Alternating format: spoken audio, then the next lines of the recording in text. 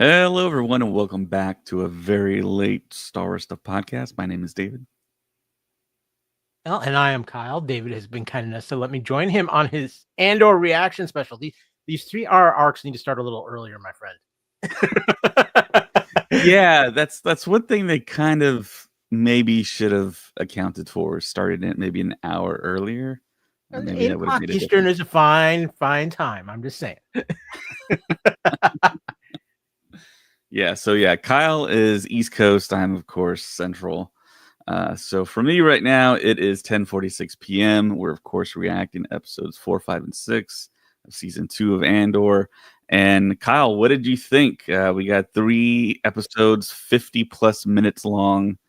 Looks like Craig 5 is joining us here. Kyle, what are your thoughts?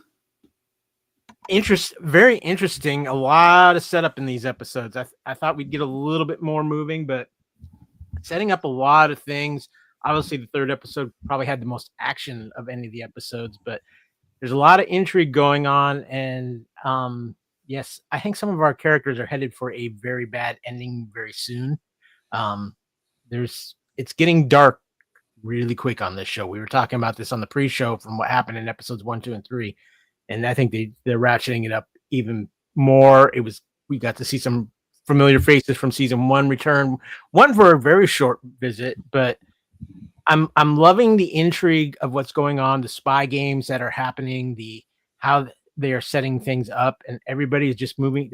These 3 episodes were all about moving pieces on the chessboard and to see where things are going to lead, because I really think next week's going to be the week where the explosion truly happens. But this was all about getting pieces set up and ending it with the way they did, with maybe the most evil form of revenge I've seen in Star Wars in a long time too. But yeah, I mean, this show is pushing the envelope, and it's a great ride to be on for Star Wars fans. I think this show is definitely giving something different, and I think it's something that we are loving to see, and just amazing performances, very intriguing story. Some people might not like quite the slowness of the political in the first 2 episodes as we're setting things up, but what they're setting up, the payoff is going to be huge.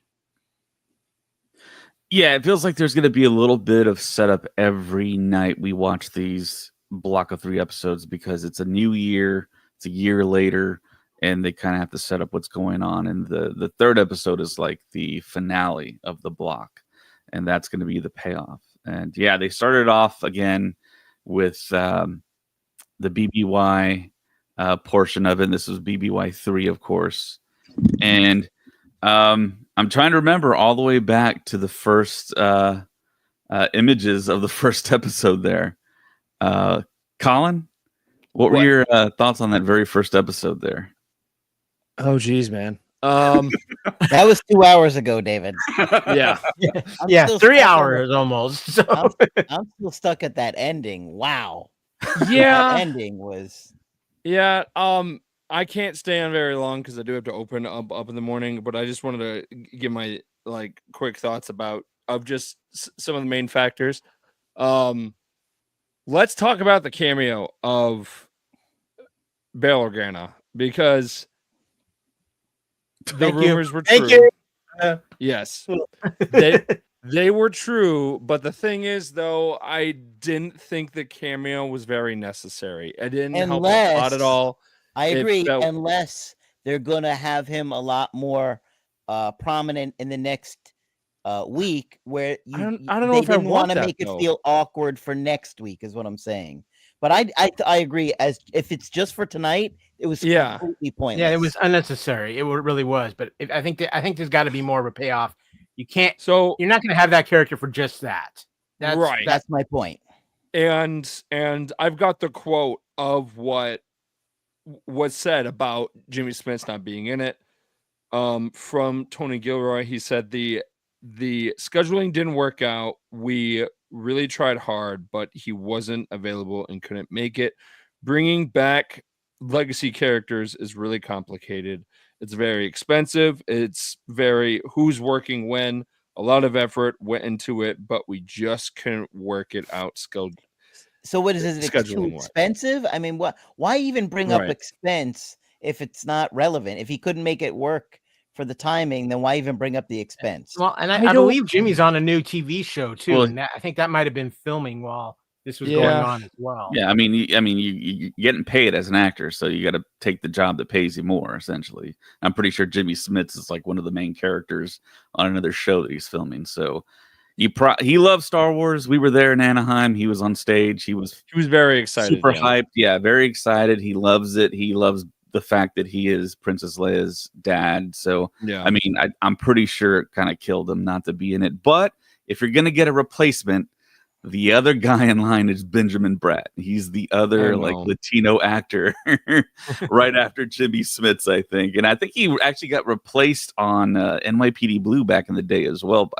by the same actor. Yeah, I don't think it was the same character, but he showed up, I think, after Jimmy Smits. Unless there's a significant amount more that they do with this character, I'm pretty sure it's there is pointless. But if it was just tonight, it would be like, why did you do that? You didn't even need to do it. That's not gonna happen. Recasting sometimes just kind of kills my soul in a way, like in certain aspects, because now you'll watch the show and let's say he's in the very last episode, right? He's in the very last episode of Andor, and then you go to Rogue One. It's not gonna be the same actor. So I don't know. I just feel like it just kind of sucks in a way. I mean, it's kind of like what they did in Harry Potter. No one talked about it. You know, you jump from Chamber of Secrets to Prisoner of Azkaban, totally different actors. And the vibe was also completely different as well, but that's for a different podcast, I guess. But it's just if he does have involvement, like heavy involvement going forward, I'm curious of what that's gonna be like, just because I couldn't get a full sense of his performance because it was really short. It was only a couple of lines. They were just passing on through, and then he just kind of went on his merry way. And I feel like no one would actually know who he was unless, unless they said his name, which they did. That's why they obviously did it. Right. Because we just wouldn't have known that was him. And just him passing at the party, I don't think it was necessary. I didn't think it helped the plot. I think it was just there to put it there, which that's something about cameos I don't like, is when they're just kind of put in there to be put in there and not have a purpose. So hopefully we see that character have a stronger role later this season, and like hopefully that ends up being the case. But yeah, that was like the main thing I wanted to talk about. But what incredible writing on these 3 episodes. No, I mean, just incredible. I know some people are going to complain and whine and say this isn't Star Wars and whatever, but I thought the writing was phenomenal. I was happy to see Cassian was getting ready to go to Gorman, and he passed the alien species call. They are called a Bith. It's the people from the Cantina band, and he actually passed alien species of that, and that made me super happy. I didn't even notice that. I didn't either. I noticed maybe I did, but I don't alien. Going on. Yes. And speaking of Force Awakens, we actually got a confirmation that where Saw and his team had the base, that was Dakar that we see in Force Awakens. So that was pretty cool. And then we kind of learned why Saw kind of goes crazy. And it's because he's just kind of huffing. Yes, he is just huffing those fumes. Like one of the themes of these three episodes was don't do drugs, kids. Yes, there actually was a lot of drug usage in it, and it wasn't spice. And do we know what spice looks like, though, Colin? Yes. Yeah, we saw it in Book of Boba Fett. Do. We've seen it in Book of Boba Fett. We've seen it in Obi-Wan Kenobi. Like, absolutely. 100%. When does it look like? When did we say Kenobi? think of it like orange. Oh, like the Dune. stuff from Like- Dune. Yeah, basically think Yes. I don't remember it in Kenobi. I remember the spice in Dune. Greg, what do you mean? You were there. We were all there. And the thing, we all laughed about it. Obi-Wan like actually like drugged all of those guys like in the room. They were under the side effects. Oh, that's right. Yeah. Yeah. Yes. When Yeah. in the kidnapping, when Yeah. he was rescuing Leia. Yeah. That was the first time we actually like saw like that in use, but we've heard spice throughout Star Wars so much. Okay. Yeah. Speaking of don't use drugs and talking about Saw, how about one of the most shocking moments of I think of one of the things, and when Saw shoots the guy he brings in to get trained up for, and then yet after it happens, you're like, I should have seen this coming. It's freaking Saw. But Yeah. I didn't see it coming. In fact, for a second, I was like, did he just lie, or did he not trust that guy for a second? Not Yeah, that he was a he spy. took the better of the two like code breakers. That's what I essentially. thought. Maybe he did it, Right. and then he just And planted he's the nuts, bomb. and he killed his own guy. But or was he really an Imperial or spy? I don't know. knowing feels Saw, like he he could have wasn't. easily planted it on him. Yeah, But Two Tubes Yeah. did look like he lifted up his shirt and took it out. But so who knows? Yeah. I Wow. thought they left it ambiguous. Yeah. yeah. I don't think it was Um, definitive either way, unless you guys picked up something I didn't. I think something else as well that I'm starting to take away from them releasing 3 episodes a week is that the like big thing happens in that last third episode Oh yeah. because of there was so many storylines that were crossing over just kind of slowly through those first 2, but then in the last third one it all just kind of ended. And I think what's great about each episode is that it's not like one episode is one theme. We've got so many storylines that are crossing over with each one, and then in that final episode just everything just happens. And and I think I was that's gonna the beauty of it. Yeah. How about our guy Cyril stepping up? No. You know, showing some growth. I mean, we've gotten so used to him being so meek, and we're seeing him grow, but even still showing that meekness. It's like, but that one scene where he's like, "This is the happiest moment of my life."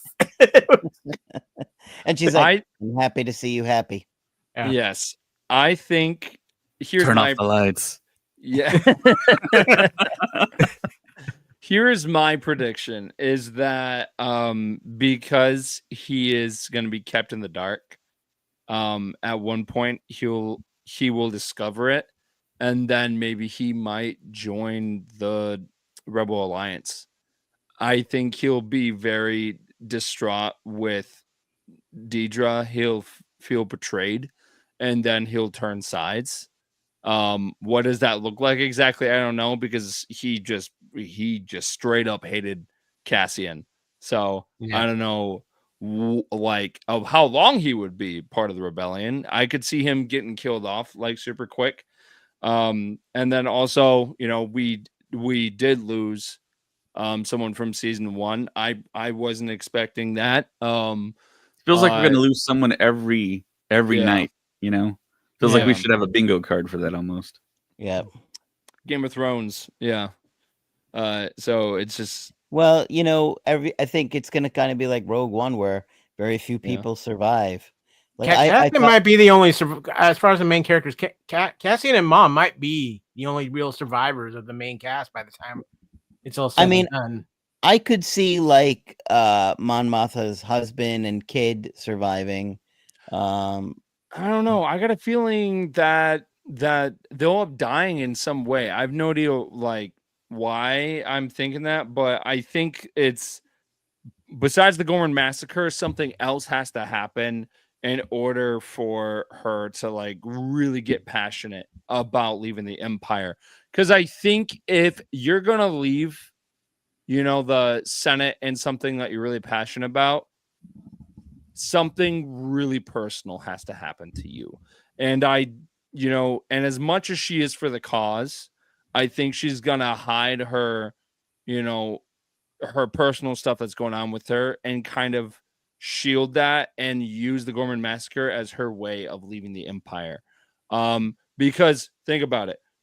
Maybe they find out that Mon Mothma is like, doing stuff with Luthen, like, just kind of spying around and stuff. And then they use her family as leverage. They kill her family. And then the Gorman Massacre happens. And then they're like, hey, this is how we run things. And then she's like, oh, well, I'm going to use this to leave the Empire. I just don't think that she would leave the Empire and leave her family behind. I just don't think that's in her character. So you mentioned Luthen. I got to ask you guys: do you feel like we're coming to a point where Luthen is going to make that critical mistake because he's trying to do too much? He even talks about it a little bit in one of the episodes where it's like things are picking up speed, things are moving too fast. He almost, in a way, talks about how there's too many angles going on at once. Do you think they're kind of starting to show some cracks in Luthen here, and that Well, maybe I think we did a little bit, but I'm not sure he would make a mistake. I think Luthen survives till the end, and then that's when he probably dies. or does it? Do you think it'll be some big sacrifice that he makes? Possibly, and I mean they're just showing how complex something like this is to coordinate. Let me throw a thought out there. What if something happens to Bex because of something Luthen has her do, and Cassian, ends up killing him? Yeah, I mean that's not that out of character for Cassian. Well, there's that line from Rogue One where he says to Jyn, I've done terrible things, in the name of the rebellion, and I'm thinking that the Gorman Massacre could be part of that. I'm thinking that that he kills Luthen. I think there's a lot that is very, very connected to that line. Then he also kills that guy at the very beginning of Rogue One. Yeah. Yeah. So I think something's going to make him snap soon. Losing Bix could be one of them. Also, I hate that that B2 Emo was left behind. Yeah. And I really hope that we see him again, but I was just thinking about that the other day. Well, I kind of feel like B2 Emo is gonna somehow tie into K2SO. Maybe there's something Well, that that's happened. What I said last week. That part of B2 Emo gets put into K2. I mean, and that's how they kind of. No, the only reason why I'm saying no is because they're totally different personalities. With B2 Emo, he is very like, shy. He's like, he follows orders to a T pretty much. He's like, bye Cassian 24/7. You meet K2SO, he's sassy as hell. He just wants to go off and do his own thing, but he listens to Cassian out of respect. I think that's maybe the only thing that is connected to the two droids, is that they both respect Cassian enough to follow orders. But other than that, I mean, would they really let B you just never see him again? I think we'll see him again in some form. I don't think it's in the form of K2SO. I really don't think so. I don't think that's really good writing, because they've done that in the past. We've already seen it. Solo. Yes. Well, exactly. If anything, we're gonna get the Return of the Jedi, see him at the end of the whole series, and him on a farm or something with kids playing or something. I would love a after credit scene, in the final episode, the credits roll. We just open to a farm, and B2 Emo is just just kind of out there hanging out with friends. Maybe there's a hologram of the second Death Star blowing up, and then as a joke, I would say B2 Emo will return in the Mandalorian and Grogu or something like that. I know that's not going to happen, but I think that would be funny. But I don't know. I don't think they would put his chip of his brain, if you will, into and into K2. It just wouldn't make sense. And then also there is a comic origin of how K2 and Cassian meet, and they already said that the way that they meet is very similar on what they did. On what they did in that comic of what they do in the show. So I don't see them doing that. And I think this coming week we're going to get K2SO finally. Yeah, I believe in a specific episode. Yeah. I think it's already been named somewhere in an article or something. But yeah, we'll finally get K2SO and Andor. Been waiting. You guys are Halo fans, right? Yeah. Oh yeah. Okay, so tell me I'm not the only one here, but the guy that was like in the main thing in the Senate, like speaking to all of the senators, did that guy not look like one of the main leaders of the Covenant? Yes. Yes, very much so. Yeah. I like heard his voice and I'm like, no, that's not the Emperor. There's no way. And lean in on and just the way he looks, his long neck and his like head, and then like his deep voice. I'm just like, Halo? Okay. Did you catch the name of that character? No. I think it was in captioning, but I didn't catch the name because I was kind of blown away by the design. It looked like a Covenant priest or whatever they were called. Yeah, I spent a lot of time with Halo. So I think a YouTube user out there says, "What the heck did I just watch? I want my 3 hours back." I don't think it was that bad. But I can honestly understand why somebody would feel that way, because I do think those first two, especially the first 2 episodes, they were slower. They were a lot of setup, and I can understand where some people might feel like, hey, I want a little bit more action in my Star Wars. This is not traditional Star Wars. We really kind of addressed that in the pre-show, that this is like a different genre. It's a different flavor of Star Wars. It's kind of like slow building. There's espionage. There's no lightsabers. There's no force usage per se. Yeah, I'm with you on that. It's those. I mean, again, we got this in season 1. We definitely had a couple of slow episodes. These first 2 were, we are learning a lot about Gorman. And I think the reason why we spent so much time there with the people, learning about their culture and stuff, is because what's going to happen in the Gorman massacre. They wanted to have a bigger impact. Right. Okay, so how many massacres happens at Gorman? They talked about the Grand Moff Tarkin massacre of 500 Gormans. Right. So there's going to be another massacre. Yeah, I think this one's going to be more genocidal. Yes. This one's going to be the main one. This is the one that's going to send a message to like the rest of the galaxy. The Empire means business. All of it will be about is Palpatine wants his extra special collectible spider. Yeah. Exactly. 100%. Yeah. Oh yeah. And then Cyril's mom was like just roasting him at dinner, and I just love how he's standing up for himself more, like against his mom. Oh, come on, that was one of the funniest lines in the thing. The mother is a monster. Yeah. Jeez. Yeah. No, I thought the 3 episodes were good. I'm definitely excited about next week, but yeah, we spent almost 3 hours in these episodes. I think halfway through the third one, I was just like, wow, this is a lot to release in one night. Like, it's crazy. It's great. It's just crazy that they're doing the 3 all at once. But you just need to start it an hour earlier. That's all I'm asking. David and I were talking about that before you came in. You just need to start it an hour earlier for us on the East Coast. Yeah. Yeah, I mean, 57 minutes, and 58 minutes. Yeah, long episodes. But in runtime altogether, I think it was like 54. Yeah, because... I mean, we've been asking for it this whole time, but maybe not 3 episodes in one night.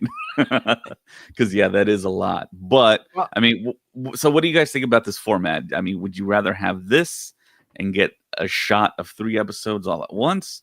Or would you rather them? It's awesome. Okay. No. I'm not complaining at all about the 3 episodes dropping. Especially because of the way this particular season is going. Yes. Yes. Amazing. Yeah. It is more of for people in our line of work where like we do reviews, we do talk. Doing 3 episodes at once and then we kind of have to take a day to process everything and then we do the next day where we break everything down is a lot. I was able to you know, halfway through the 3 episodes, I was able to get one post out, like, so I could stay on top of stuff. But it is like a lot, which is a good thing. And it's gonna it'll make rewatching stuff maybe a tiny bit harder, just because you always miss something the first time you watch it, and then you got to rewatch them all again, like to just kind And of the problem is, I think with the way they're doing it with the arcs as far as rewatchability is you're gonna feel committed to watching the whole arc and not just like an episode at a time. Because I think the way this season is written, it's really written to be in these arcs, and it's a great thing, and I love it. But yeah, for podcasters and those of us who comment on it, it makes it a little rough, especially when you're talking a show like Andor that's so dense and has so much going on, and it's so heavy that sometimes these 3 episodes. I mean, it's late here. Obviously, it's just after midnight where I'm at here in Florida, but it is draining because there's such heavy episodes and emotional episodes, and there's so many little intricacies in these episodes that you're trying to pay attention to because there's so many little pieces that pop up later in the plot. I'll be honest with you, I had completely forgotten that Luthen had taken in that one guy, and I'm blanking on his name because it's late. Yeah, the redhead, the tall white guy. Redhead. Yeah, I had completely forgotten about that from season 1, and it was like, oh yeah. Yeah. Speaking of Luthen, I believe there was a Pirates of the Caribbean reference, which is where in the 3rd episode, Cassian goes to Luthen's shop. They have their argument, and then Luthen says something on the lines of, to like stay in character. He was just like, you were here because something from a medallion was missing from a shipment. Yeah. Out of all of the medallions, and you have brought it back to me, and I'm saying thank you. And that might be a reference to Pirates of the Caribbean because Skarsgård did actually play Bootstrap Bill in Pirates of the Caribbean. That's right. Right. Yeah. And Bootstrap Bill. Yes, and they had the whole plot of the black. Yeah, the whole. Yes, because of in that movie, the whole reason why the curse is happening is because of one of the medallions was missing, and then Bootstrap Bill sent that to Will Turner. So I know that might be a stretch, but that could be the Easter egg. I think you're onto something there, Colin. Yeah. If Stellan Skarsgård wasn't Bootstrap Bill, then I'd be like, yeah, it's kind of a reach. But no, there's too much connection there. Yes. So speaking of Luthen, though, Clea is becoming it's almost this season has been more intriguing to me than Luthen has. What they're doing with her is just they've leveled her up in season 2. Yeah.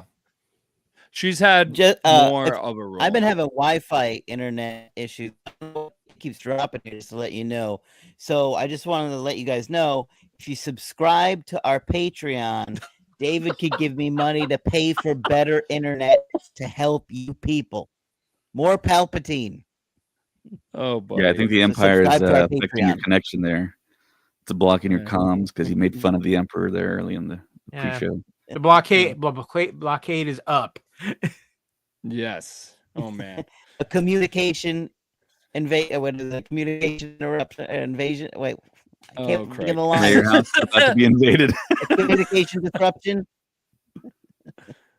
Could only mean one thing: invasion. Palpatine.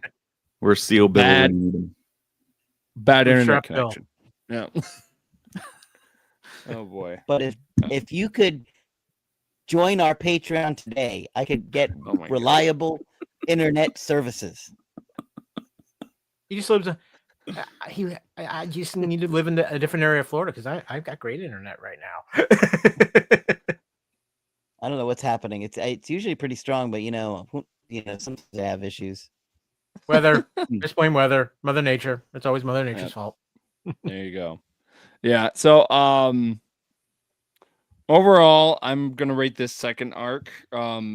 Because I feel like honestly, all of these episodes to me is like just one long episode. Like it's just one movie because of a movie, yeah. I don't feel like each episode is like ending on a mark where it's like its own thing. It's just one overall story. So I'm just gonna rank the arc, and I think I'm gonna be doing that going forward with the rest of the season. Don't blame the Patreons for your horrible Wi-Fi. That's a good one. That's saying funny. If you donate today, I can afford better, more reliable Wi-Fi. That's funny.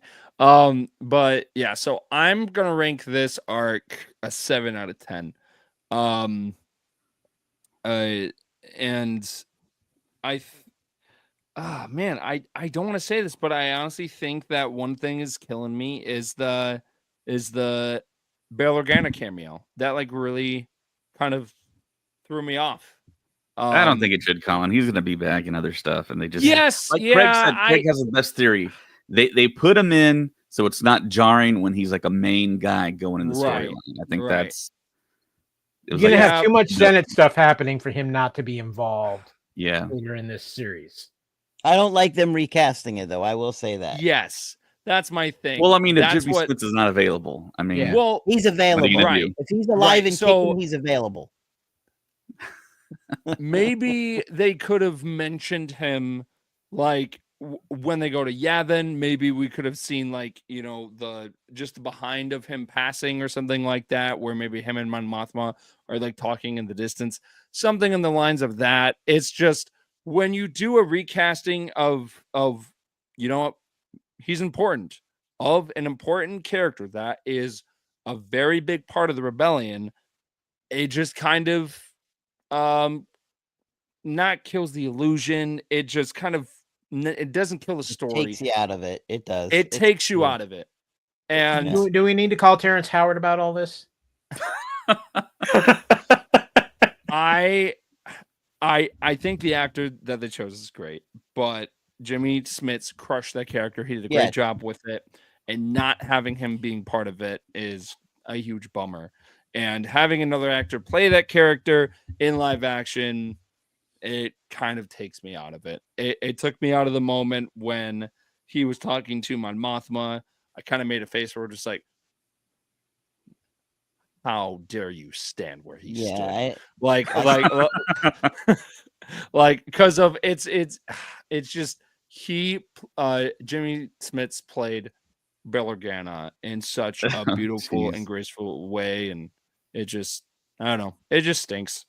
So here's a recommendation. No, not that. That brings an interesting question. They've mentioned Grand Moff Tarkin a whole bunch. We all know they CGI'd the Peter Cushing face on Guy Henry's face. I mean, are we going to get that? I mean, I know it's super expensive to do it the way they did it back in Rogue One, but with deep fakes now, they've kind of mastered that. I think it wouldn't shock me to see Tarkin show up, even if it's just for a brief moment in this. I mean, he's been mentioned too much, and it ties into Rogue One too much. So here's my thing: is if Tarkin, if the Emperor doesn't show up in this next episode and this next arc, I don't think he's going to show up, just because of, we have to remember the show is happening during the same time that Star Wars Rebels is, right? So right now we haven't seen Grand Moff Tarkin at all, really, because he's on Lothal. He's doing stuff in Star Wars Rebels during the timeline. And then shortly he'll call in Grand Admiral Thrawn, and then he'll take over. And then we might see like a brief cameo. I could see Tarkin showing up. Yeah, I don't think that's in, I don't think that's out of the question. But if the Emperor doesn't show up within the next 3 episodes, then I think I might be like, oh, okay, it's probably not going to happen. Will I be disappointed? Well, you Absolutely. didn't believe this first rumor, so I don't think and I don't think they're showing up. Well, the are you talking about the Bail Organa stuff? Yeah, because in the pre-show you didn't believe it. Because that wasn't coming from a direct source. That wasn't coming from Tony I know, Gilroy or so Disney that was a or less anything. reliable source and it was accurate. But Tony Gilroy is saying that they're not showing up. I don't know. I mean, you know what? I could be in full denial. You're absolutely right. I could be. It's just, to me, it would just be a huge missed opportunity if he's not in it, because he has a big part to play in that story. I agree. And it is a missed opportunity if he's not in it. And, you know, people are known to lie, like in the entertainment industry, like about certain cameos, about characters showing up to throw you off guard. So when they do, then you're more surprised. So I think there's still a chance that he could show up. And I'm really, really hoping that he does. I really hoping he does, because I think, he is the face of the Empire. he controls everything. Having him not show up is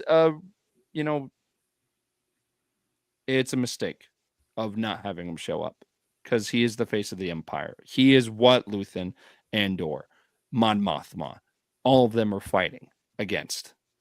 Not having the face of your enemy, of your main enemy, and the whole show about rebellion against the Empire is a big missed opportunity. So I really hope that statement is just a ruse and we do see him, because Ian McDermott wants to come and play the Emperor as much as he can. He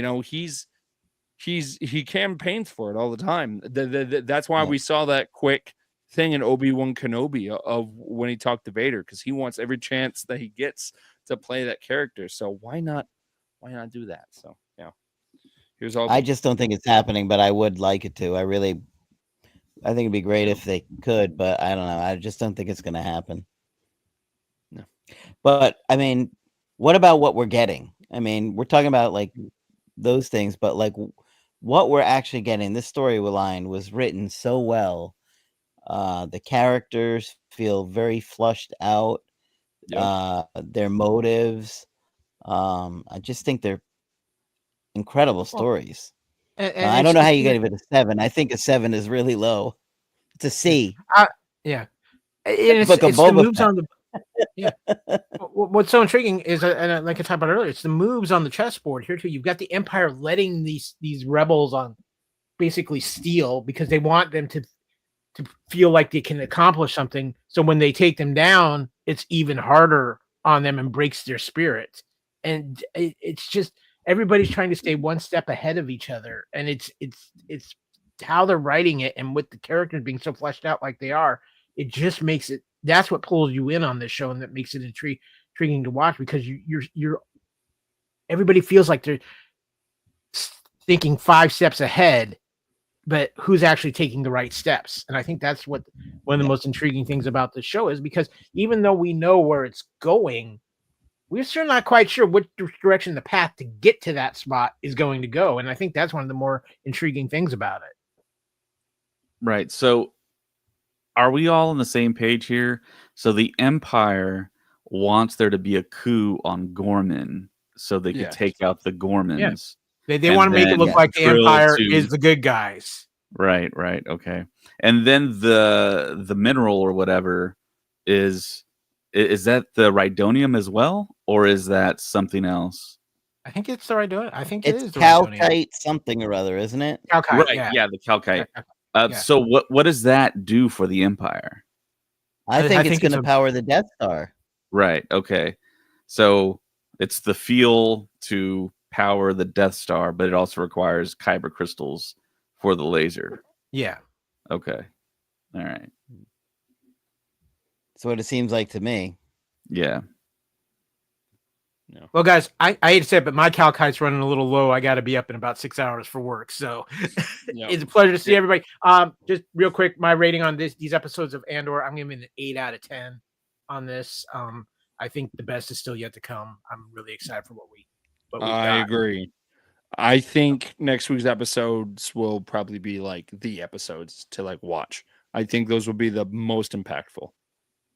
Well, thanks again, guys. David, always a pleasure to be on Star Wars stuff. You guys have a great night, and a great night to all the listeners and watchers out there. Thanks, Kyle. Yep. Yeah, I think overall I'd give this arc probably an 8.5. Again, though, the writing is just so crisp and so good, and some of the best writing I've ever seen in a show, honestly. For a show like this, it's just incredible. The action wasn't as much in these 3 episodes. There wasn't too much action, right? But the suspense was phenomenal. Right at the very end, where you had the cross storylines with having Krennic and Mon Mothma go at it at the end verbally with each other. Then you had Clea there trying to use the key to unlock the microphone device that they implanted in that piece of art. I thought that was interesting. You know, and I've been in that situation before. I've been in that situation where I'm like trying to get someone to like move in front of me, and I'm like, just move to your left a little bit, and it's like they don't. It's like, oh. Have you been pulling a lot of heists, David? I have questions. Not heists, but haven't you been in those situations where it's like, I don't know, maybe I'm giving too much away about my life, but yes, yeah, David, I seen by a certain person or teacher. Dude, what are you doing? Join the Patreon today for full access on what David is talking about in a future Patreon only episode featuring David and Emperor Palpatine. It's like you're not supposed to be in a certain spot, but you are, and there's a certain person there that you're trying to like avoid. I need context, bro. I don't know what you're talking about, and now I'm curious. I think you're an accomplice right now, Colin. For what? I did nothing. I'm the one asking the questions. Playing dumb's not going to help you. Oh, so now I'm dumb. Wow. Chat knows what I'm talking about. Chat. I see through the lies of the Jedi. Right. Yeah. Chat agrees with me. Okay. Well, with that being said, I also do have to work in the morning. It's past midnight here. Love you guys. We'll be on soon. May the force be with you. Have a good night. Move a little to the left. Your other left. That's Gandalf. There's Max Rebo right there. There's 2 of them. 3 of them.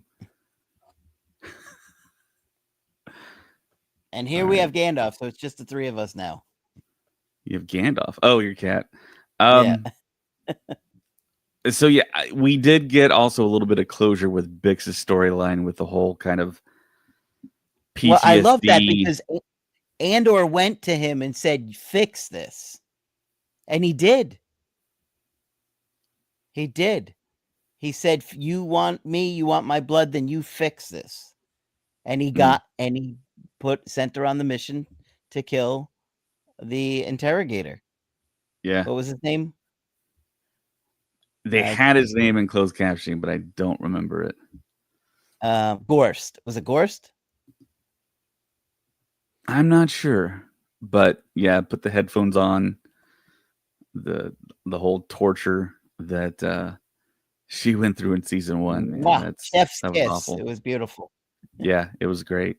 And I think we've seen that was one of the more prominent scenes that we had in the trailers and commercials. And I think we've seen everything except for the K2SO stuff that was in the marketing and the trailers and the commercials. There's not anything. I've really tried to stay away from the spoilers this time. Sometimes I look, but then I'm like, no, I just want to go in and enjoy everything. So I try not to pay too much attention this particular time. But man, I thought they really nailed it with that scene. And then because they even said that they were going to expand on that initiative and that Gorst was going to expand on that. Remember, they just had Lonnie and the other guy that were going to that they just put them in charge of. Yeah. And so it was great to see her take them out like that. Yeah, and the way the writing is, it makes you think that there's possibly like a subplot to all these other subplots and like different avenues of where these characters are going to kind of like sneak around and to do things out of the normal like linear path that they should have taken. And yeah, it's interesting because I feel like if you're a writer in Hollywood and you suggest this stuff, they'll shoot it down because it's so complex for a standard audience to follow some of this stuff. To me, that's what I think. I mean, it's about as to the edge to the maximum, I think, for a lot of audiences that are. I mean, you would think Star Wars fans are watching this, of course, but I mean, people that are kind of just watching this just based on the merit of, okay, well, Andor is critically acclaimed. Maybe they read some of the reviews saying this was one of the best things ever in Star Wars, and people are tuning in. And of course, I mean, there's all these characters, all these moving parts, all these moving storylines, and like you said, they're really well fleshed out as much as they possibly can be. Yeah, the writing and the suspense and the tension, it's just terrific. Yeah, I can't wait to see where it goes. The writer from these 3 episodes was the same as the prison arc in season 1. Okay. Yeah, there's a team. It's not just Tony Gilroy. Sure that's what I heard. Yeah. So this YouTube user asked what y'all think about the controversy this time. Ladies kissing, guys asking each other for lunch, drugs. I don't know. What do you think, Greg? I don't care. Yeah, I don't care. Yeah, that's I think a couple rungs below the previous controversy, but I just don't care. I mean, it's adult Star Wars. It's different, and we live in the real world. And I have zero issues with anybody and how they live their life as long as they're treating each other with love and kindness and respect. So I have no issues with it in Star Wars, and I don't care what any of the other YouTubers say about it. It's fine. And it's so well written. It's not forced.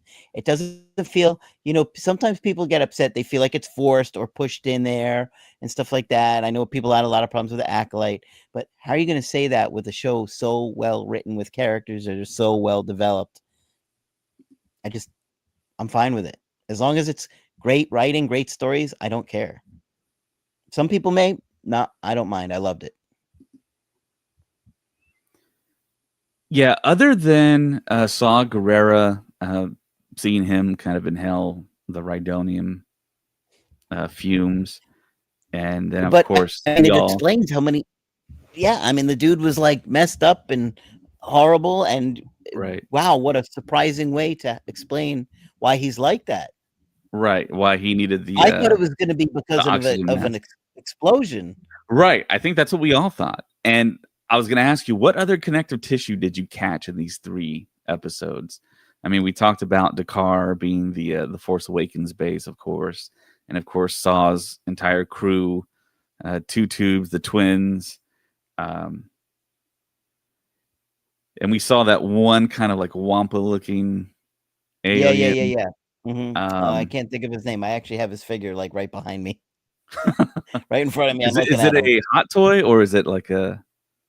No. It's just a little action figure version of him. Okay. From the Rogue One figures. What is his name? I can't think of it. 3.75-inch. Yeah. It's like. Did you catch Mullock anything? or something weird like that? Geez, what is his name? Anybody in the comments know? Moroff. Oh, it's pretty close. Yeah, you were pretty close. But yeah, do you remember anything else that ties in? Hi guys.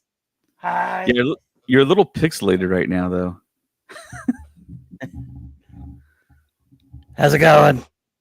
You looking good? I don't think we've heard him speak at all Oh, you just did. You just did. on the show, Craig. On the show. And I wish he was. They were in that rain sequence, and he looked kind of dry to me. So I was like, I thought we were going to see like a whole different version of him. You know, when they're standing on the cliff at night, when they're doing the combination. He has a giant fur coat. It goes right off of him. It just comes right off him. Just sick. So any more connective What's his tissue? Of name course, again? more off. More off. Yes. I hope we see more of him. Yeah, he's a Gagoran. Come on. Come on. That was a good pun. More of him. Nice. So Tough any more crowd. connective Tough crowd. tissue? Any more crowd. connective tissue? Oh, geez. You know, it's so much to take in, honestly, with 3 episodes and the story line. It's like you got to focus on the story and where it's going, and it happens so quick. And it's like, if you're not constantly paying attention, you miss it, right? You have to pay attention to every little detail. So as far as connective tissue to Rogue One, geez, I can't think of anything. We did see. Although I will, okay, there was one shot when they went into hyperspace, Right. and that felt like a shot similar to Rogue One. Right, but the X-Wings, those were in Rogue One. I remember a shot of that same like color scheme X-Wing when they visited Saw Gerrera. Those were in Rogue One. I love the fact that they had like kind of a few of those X-Wings. That was kind of cool. Also, we got, I guess, the Star Wars equivalent to pigeons. Yeah. I mean, they have like huge like stomachs. I don't think those are like standard, just regular run-of-the-mill pigeons. I have to see him again. I do remember thinking, oh, those look like they look like what? Just pigeons? Pigeons, yeah, yeah. What do our viewers think? I want to hear more opinions from them. Are they awake? Are they asleep? I don't know. It's kind of late there. Let me see. Hi, guys. More I off think there's only one here. person commenting. More off here.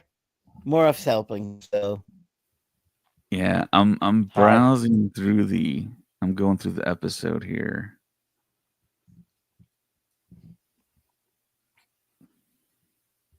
There were also let us know, guys. Do you want to see more off on our podcast? We can have him come in and say hi. I think we're going to see more off in action soon.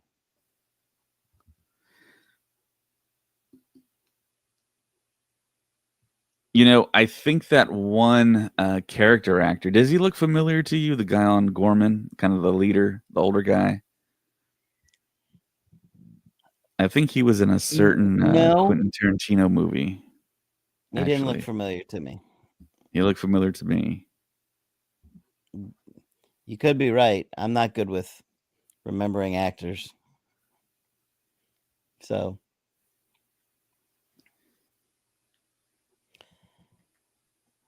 overall, it was a great arc. It's pushing the story along. I have any complaints? Honestly, the only complaint I really have was Bail Organa being a guest. And I don't think that's a really big. It was so funny when Cyril went to his mom with the spider, and she wanted the spider Cyril. Jeez, man, and she was like, and she's describing the spider. And yeah, she's like totally lacks common sense. I'm like, oh my god. She's awful. I mean, Cyril was just like eating his like blue milk cereal, and she was just like kind of going off on him, like all backhandedly. Yeah. I thought her character is hilarious, though. I mean, she's every therapist's dream. Yeah, that's You know how many clients that woman's going to produce?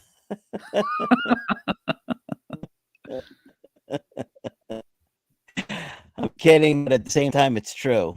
You have a mom like that, you're gonna wind up with kids and that need a lot of therapy. Is Cyril redeemable? Will he? He's not shown anything redeemable about him. So, Colin's saying that he's going to be redeemable or, joining the alliance seems like a bit of a stretch.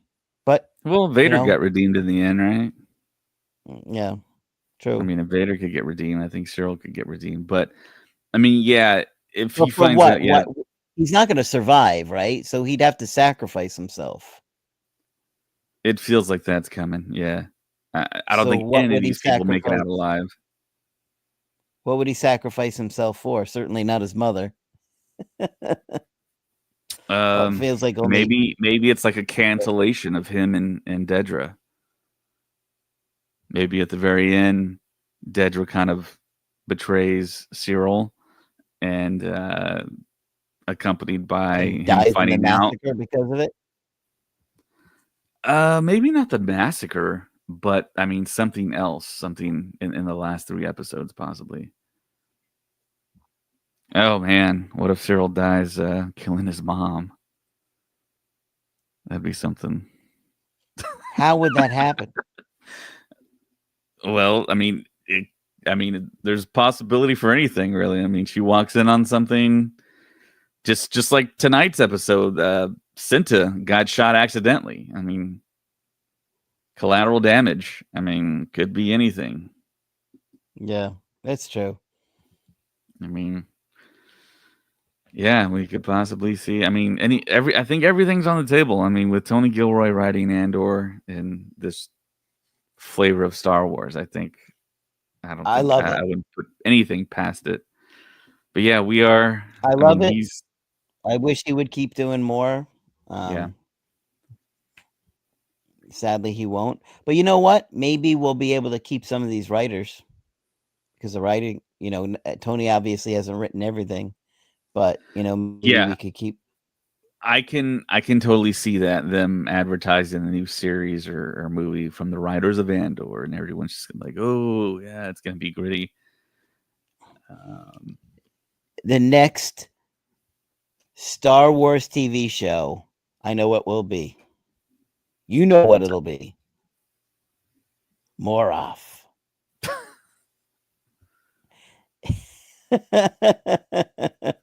It's going to be like a buddy show.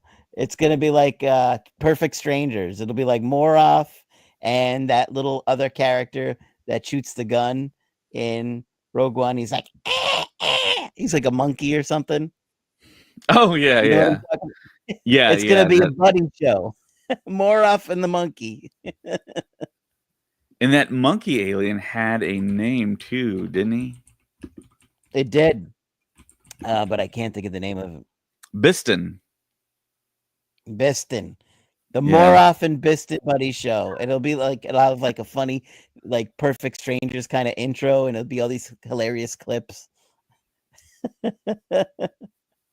running around. It'll be great. And visually, it'll work really well because one's really short and the other one's really tall. So. And what was that alien that Mon Mothma was trying to get like votes from and like swing her, like sway them? It looked like an Ithorian at first, but it wasn't. It wasn't a hammerhead. That reminded me of that Speaker of the Senate. That guy was pretty sick too. Speaker of the Senate. He was like in the Senate chamber where Palpatine would be, and he was like, "Oh yeah, I think you were gone." Yeah, we spoke about him. He looks like one of the Covenant priests from Halo. Oh, I don't know what they look like. Creature design, yeah. It's weird. I've only played the Halo multiplayer. Yeah, you got to play the campaign to see those guys. Yeah, they sit in chairs usually. But that was interesting. Yeah. It's a lot to take in because obviously when you're watching 3 episodes and the writing is so fast, It's hard to remember everything. We'll have to break it down in the Yeah. breakdown show for the Patreon only.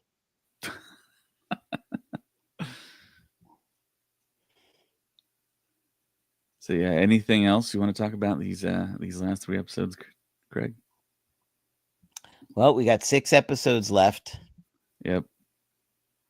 We're halfway through.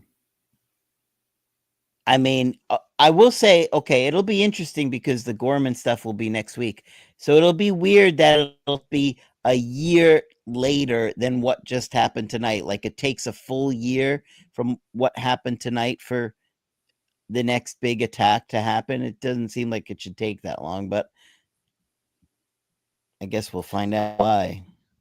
So where do you think the TIE Avenger is now?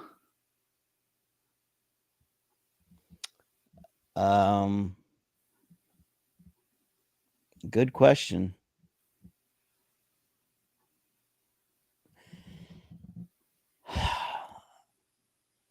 I don't know.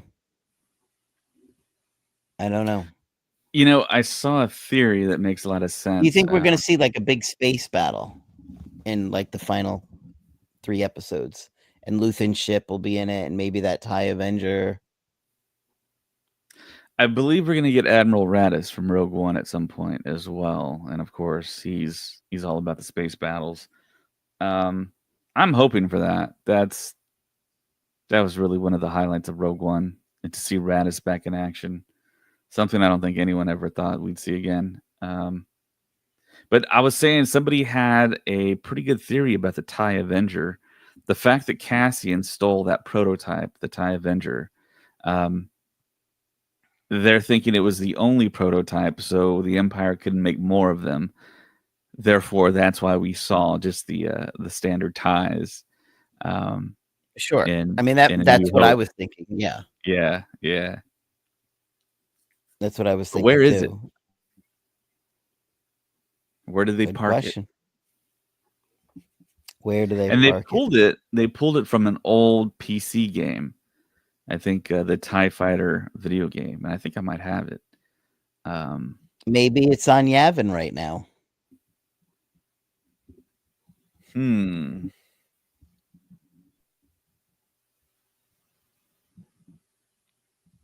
But why would they want to put it on that on Yavin 4 with all those buffoons up there?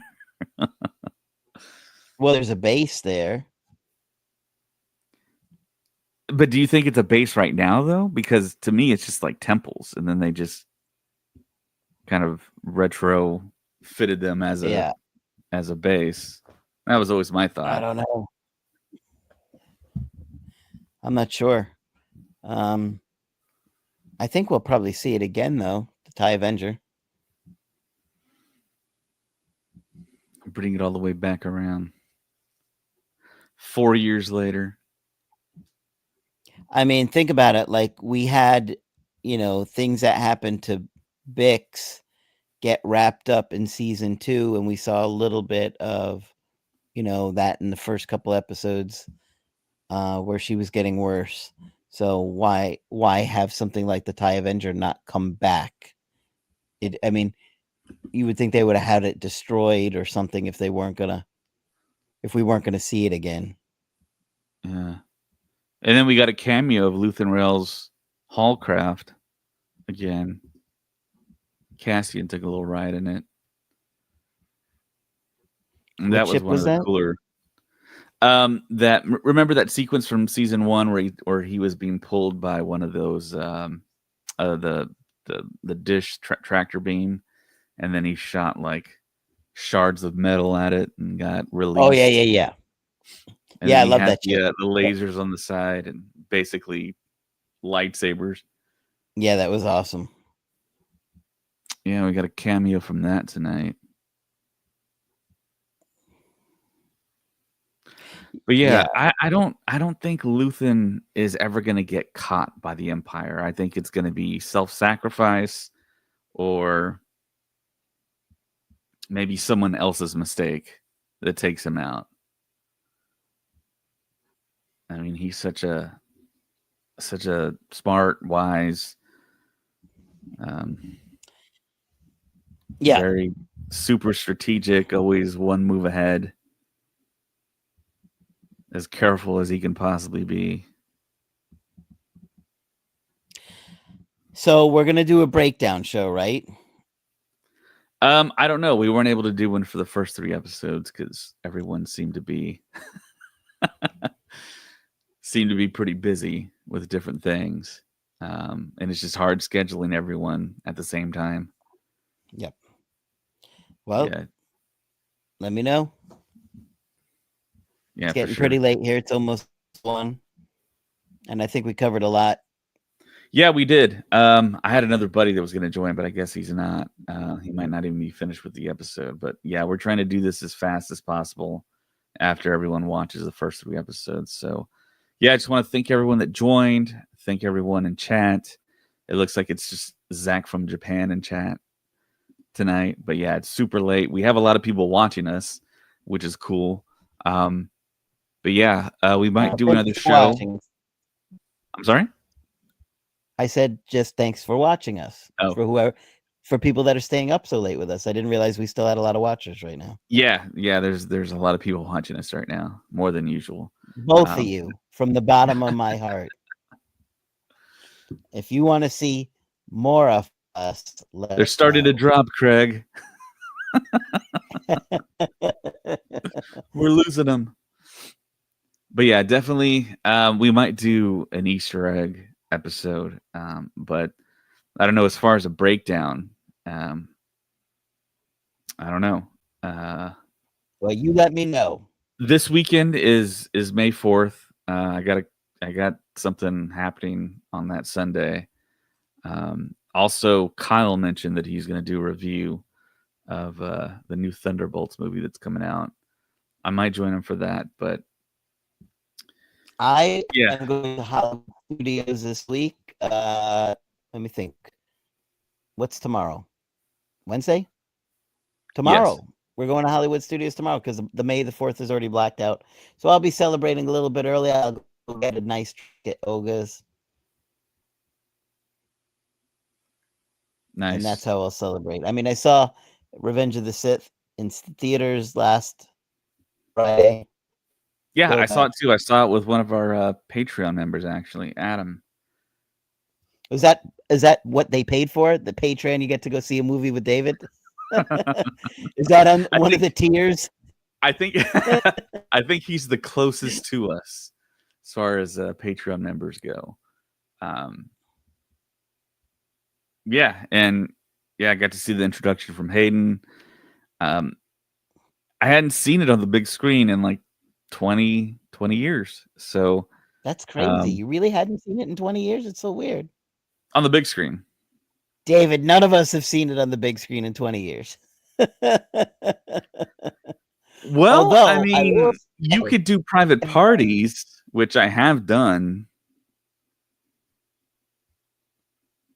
Is that where your whole leaning thing is going, and you have to have people leaning in front of you? I don't know. Never mind. It's usually to block the sun. Oculus Quest? They have the Meta experience at Celebration for that new game, but I have Vader Immortal. The reason I bring it up is that there's an app called Big Screen, and when you put it on, have you tried that? And it feels like you're in a theater. Yeah, it literally feels like you're in a movie theater watching on a screen, and so it's pretty incredible because like you can watch anything like Disney Plus on there or whatever streaming service you have. So it's pretty cool. Yeah. So every once in a while, I'll put it on and watch something Star Wars on there because it feels like you're watching it at IMAX screen. Interesting. It's really cool. It's worth it, and they're not even that expensive. They're $300. Yeah. May 4th weekend. I think I'm gonna watch the original trilogy on like a big screen outside. I think the Spurs practice facility in San Antonio is doing something special. They're going to do trivia. Hopefully I win some cool stuff in trivia. But yeah, if you head out there, you might see me. You might see me. You might see Ted. Might see some of the Countdown City folks. So Yeah, if you can make it to San Antonio, you got to go check that out. But yeah, I think that is it for this podcast. I want to thank everyone that joined: Colin, Kyle, Craig, everyone in chat, everyone watching, Palpatine, and Palpatine, and more. Also want to give a shout out to all of our top tier Patreon supporters out there: Lee McCallion, Kevin Leininger, Deb McCaffrey, Zach Netzel, Maya Morris, Adam Haber, Front Row King, Cam from Indiana, Mariana T. Arnold, Rest Jedi 27, and Alex Blundell. Also, check out Legion Sabers. You can use the code STUFF for 15% off. Instagram, if you're watching this there, thank you so much. We're at Star Wars Stuff Pod. If you didn't know, we're on Twitter at Stuff Pod. Blue Sky, just search up Star Wars Stuff Podcast. We're on Threads, Star Wars Stuff Podcast. And what Craig has been talking about all night long, we have a Patreon, and it's we have a Patreon? Podcast. I thought it was a joke. I always thought that was made up. I thought it was a joke. That's real? It's actually real. And we have a TikTok. Search up Star Wars Stuff Podcast. You can email the show at starwarsstuffpodcast@gmail.com. We're on Facebook. We have a page and a group. And write a review out there for us. That actually helps. And if you haven't yet, like the video you're watching. Please. Like us everywhere you can. Subscribe. It helps the podcast out tremendously. And Craig, you have any final thoughts? I'm just so surprised that we actually did have a Patreon. I thought that whole thing was made up. We do. Just and kidding. Thank you to all the people are going to be listening to this. Huh? I said yes, we do, and thank you to all the people that support us out there. So for Craig 5, we do appreciate it. My name's David, and may the Force be with you. Always.